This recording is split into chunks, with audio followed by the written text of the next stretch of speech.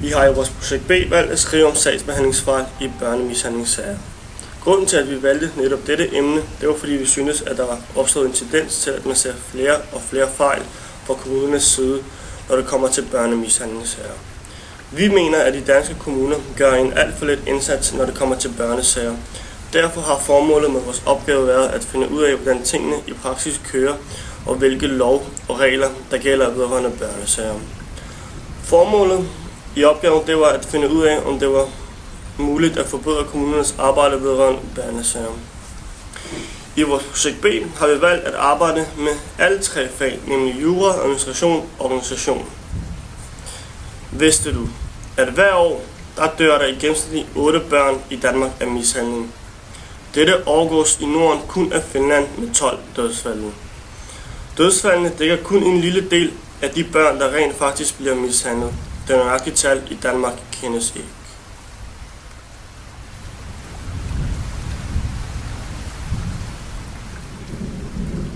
Aktindsigt. Vi nævnte i rapporten, at vi forgæves har forsøgt at få en interview med en af kommunerne. Angående at få en statistik over, hvor mange børnemishandlingssager, der kører igennem i deres kommune, og hvor mange af dem, der bliver anket. Denne information kunne vi desværre ikke få fat i af nogle af kommunerne, og vi hørte aldrig mere om et muligt interview. Da vi afleverede opgaven, sendte vi et brev til et par kommuner angående at få aktindsigt jævnfør offentlighedsloven.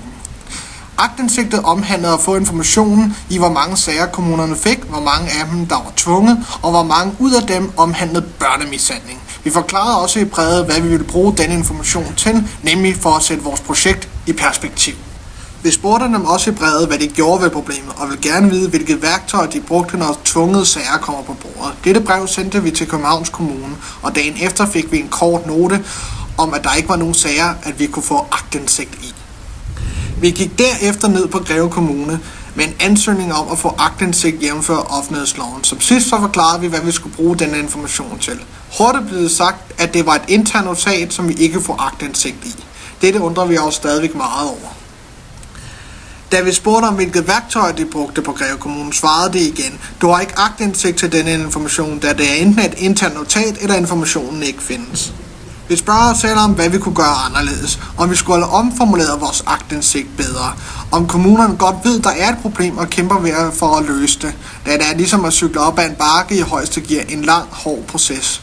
Dog føler vi, at kommunerne ikke ligefrem har været samarbejdsdygtige i denne her sag, da vi ikke på nogen måde har vist nogen interesse for at kritisere dem på nogle punkter, da vi godt ved, at problemet ikke kun er deres, da der mangler hænder i området.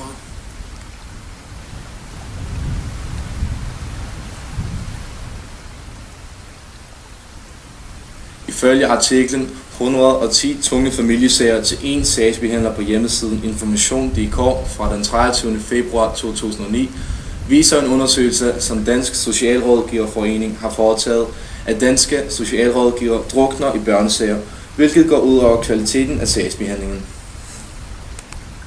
Undersøgelsen er baseret på 800 adspurgte. Det anbefalede maksimum ligger på 55 sager, og alligevel sidder enkelte sagsbehandlere med op til 110 børnesager. Kommunernes gennemsnit overskrider de anbefalede sagstal med 17% på børnefamilieområdet og 30% på børnehandicapområdet. Det vil hjælpe meget at bruge en ekstra sagsbehandler, men det vil resultere i, at man så mangler en sagsbehandler i en anden eller den næste børnesag, da arbejdskraften på dette område er for lille. Derfor vil det kræve en større investering fra det offentlige, måske endda regeringen, så man er bedre forberedt på dette område. Det ville være smart for kommunerne at arbejde mere sammen, men kommunerne er tilsyneladende meget tilbageholdende for at give information om sine statistikker og arbejdsmetoder videre til andre. Her refererer jeg også til de interviews og aktindsigt, vi bad om. Det er ikke noget, de vil offentliggøre, fordi det nok er et meget ømt punkt for dem. Området bliver simpelthen ikke prioriteret højt nok. Men at kommunerne ikke samarbejder, kan på den anden side logisk nok betyde, at de i stedet konkurrerer og på den måde forhøjer servicen. Men det er bare ikke så nemt, når man ikke kender kommunernes tal. Hvis man for eksempel lovgiver for, at disse data skulle offentliggøres, vil kommunerne tænke mere på sit omdømme. En kommune skal jo have gode statistikker for at se attraktiv ud for borgere, og på den måde vil der automatisk blive sat større krav til kommunerne. Yderligere kunne regeringen oprette en afdeling eller flere, som undersøger kommunernes service i børnesagsbehandlinger. Altså med en eller anden straf som udgangspunkt, hvis kommunen ikke lever op til dens ansvar.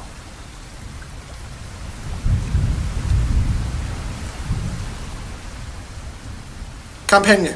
Vi vil gerne lave en kampagne.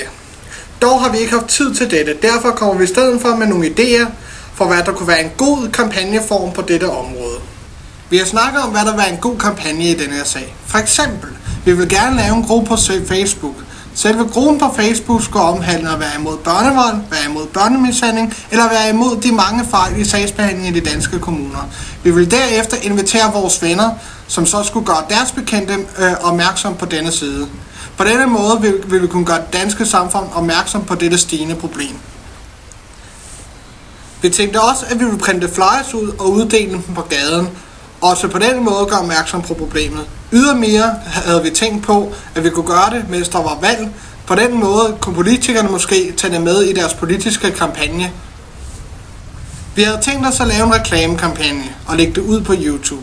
Selve denne reklame kunne vi lægge på vores Facebook-gruppe også. Eller skrive linket på vores flyers. Vores flyers kunne også indeholde vores Facebook-gruppes link. Så det budskabet skal gå på: vi er opmærksom på problemet, men er I? Med I er budskabet det danske folk.